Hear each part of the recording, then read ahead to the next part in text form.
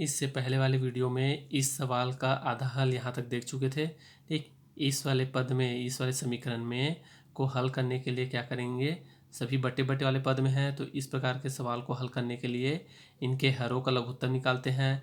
लघुत्तम निकालना हमने इससे पहले वाले वीडियो में देखे हैं। ठीक है, इसको पिछले वाले वीडियो में कैसे निकालते हैं वो समझाया हूँ, जाके उसको देखिएगा। अब इससे आगे देखते हैं। ये इसके हरों का लघुत्तम कितना आया, 8। अब इस 8 को इन प्रत्येक पदों के हर से भाग देना है। हर कौन है इसमें, पहले पद का ये हर 8 है, दूसरे पद का 4 है, तीसरे पद का 2 है, चौथे पद का 1 है।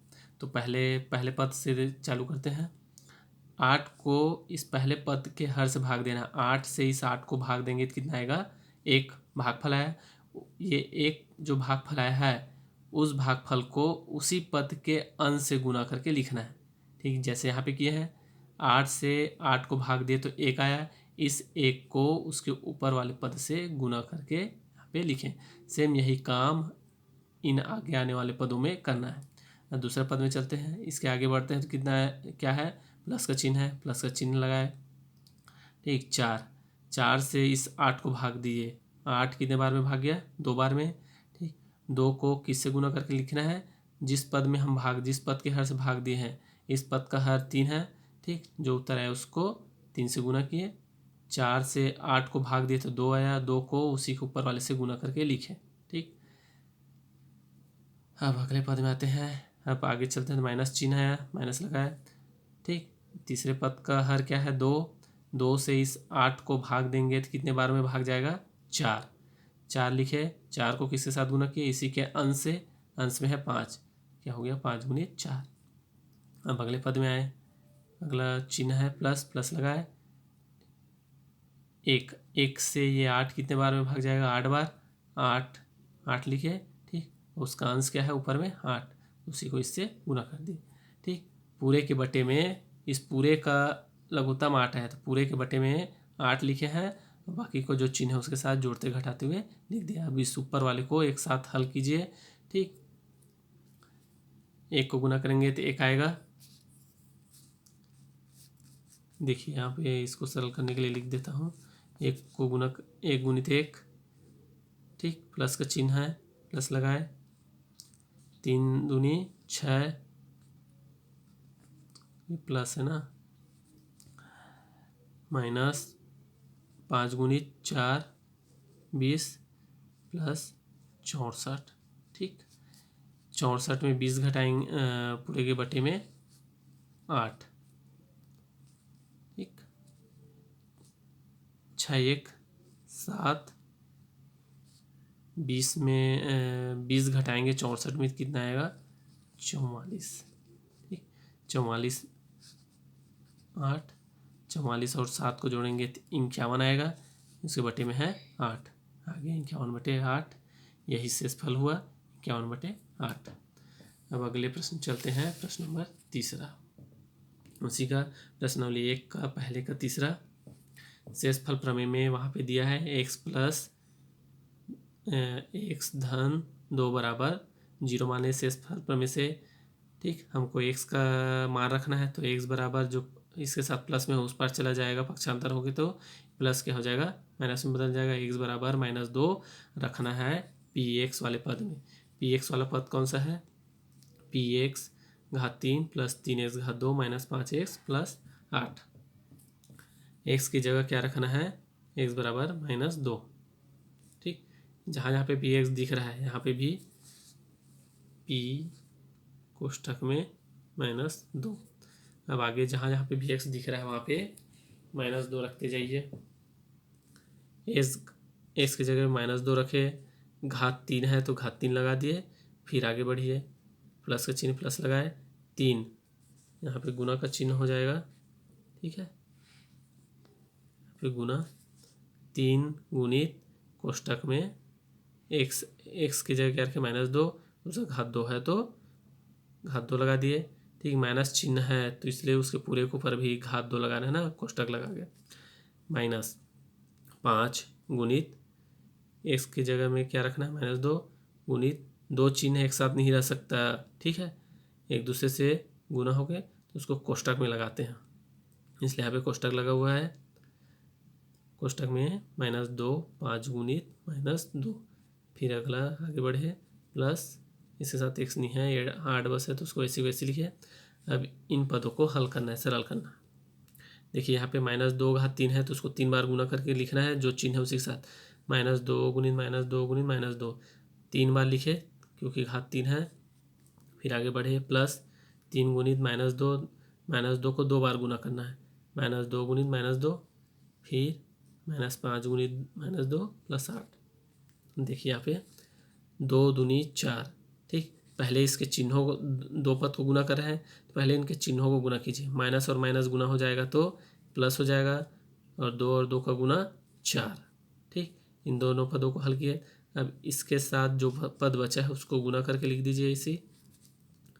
फिर आगे 3, ये यहाँ पे आएगा प्लस, पहले 2 पद को गुना कीजिए, प्लस और माइनस। 3 का चिन्ह क्या है? प्लस, और इस 2 का चिन्ह क्या है? माइनस। पहले चिन्हों को गुना कीजिए, प्लस और माइनस को गुना करेंगे तो क्या आएगा? -3 दूनी 6, -6 हुआ। फिर पीछे जो बचा है उसको गुना करके उसको वैसे वैसे लिखिए, -2। ठीक, अब आगे बढ़िए।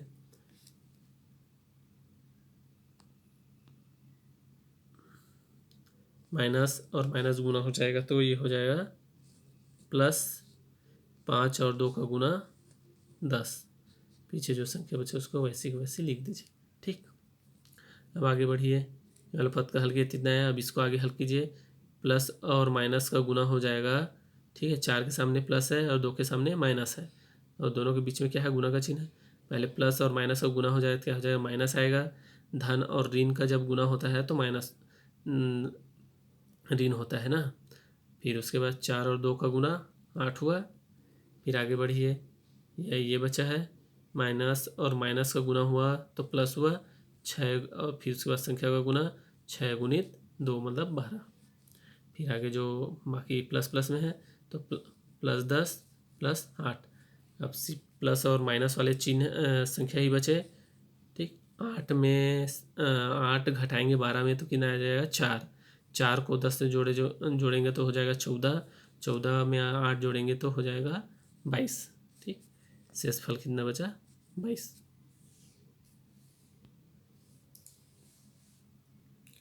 अब आगे देखते हैं पांचवा प्रश्न, पहले का पांचवा। शेषफल प्रमेय से x दिया है, x धन 1/3, तो उसको बराबर कर दिए 0 से शेषफल प्रमेय के अनुसार। अब 1/3 को उधर पक्षांतर कर देंगे, x बराबर हो जाएगा -1/3 रखने पर पी एक्स में, x बराबर -1/3 रखने पर px बराबर हो जाएगा। ठीक, px बराबर ये समीकरण दिया हुआ है, इसी में मान रखना है, x3 धन 3x2 -5x धन 8। ठीक, बराबर, तो x की जगह रख दिए -1/3, घात लगा दिए 3, प्लस 3 गुणित कोष्टक में रख दिए -1/3 पूरे घात 2, -5, इसकी जगह -1/3 धन 8। ठीक,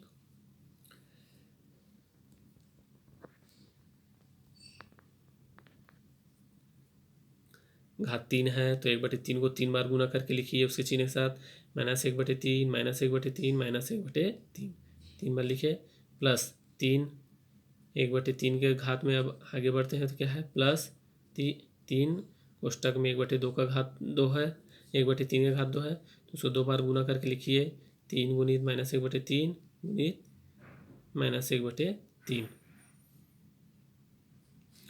फिर आगे -5 गुणित कोष्टक में -1/3 प्लस 8।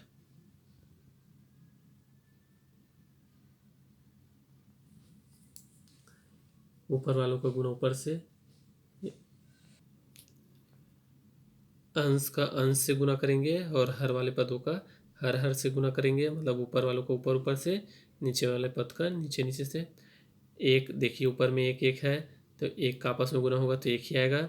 नीचे 3 बार है तो कैसे तीन तिरिक 9, 9 तिया 27। इसके पहले पद के हर में कितना आया? -1/27। माइनस चिन्ह क्यों आया?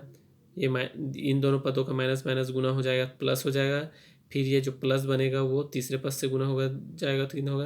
प्लस और माइनस का गुना माइनस। ठीक, मैं एक तरीका बताया था वहाँ पे कि इस पद का अगर घात विषम संख्या है, 3 विषम संख्या है, तो जो इसको हल करने के बाद जो पद आएगा उसके सामने माइनस चिन्ह लगेगा।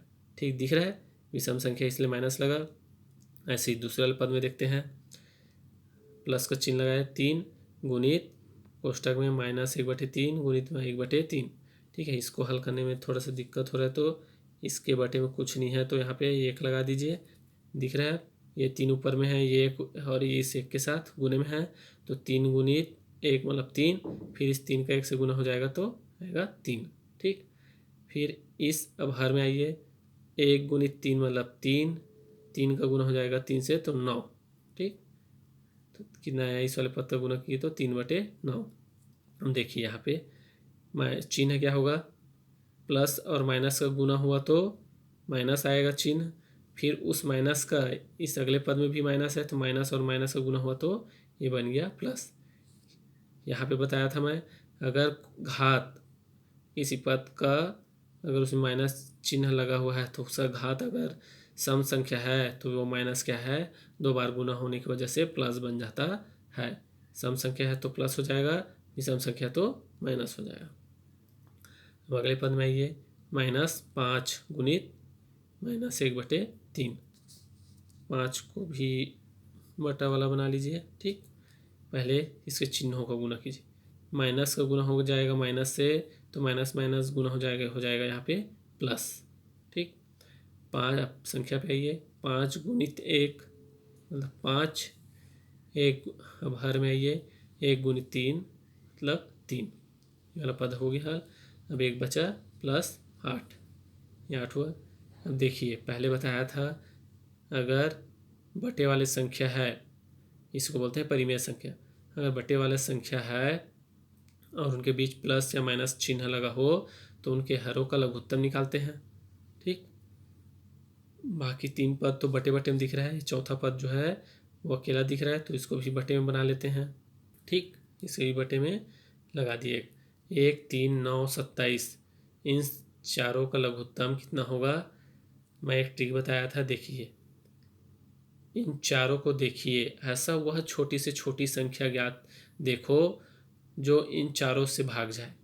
दिख रहा है? 27 ही वो पद है जो 1 से भी भाग जाता है, 3 से भी भाग जाता है, 9 से भी भाग जाता है।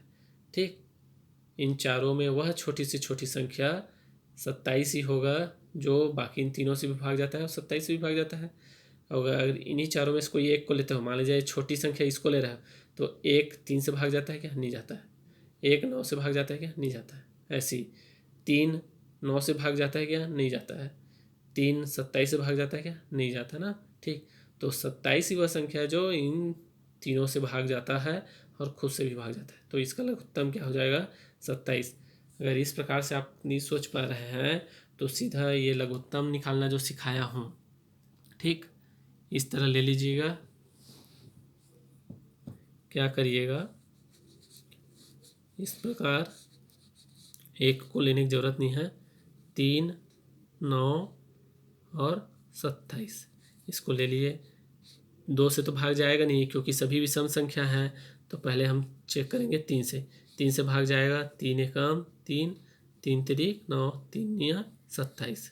ठीक, फिर 3 से भाग जाएगा, 3 एकम 3 तिरिक 9, फिर 3 से भाग जाएगा, 1 1 1 1 1 1 आने तक करना है। देखिए कितने बार में भाग जाएगा? 3 बार में।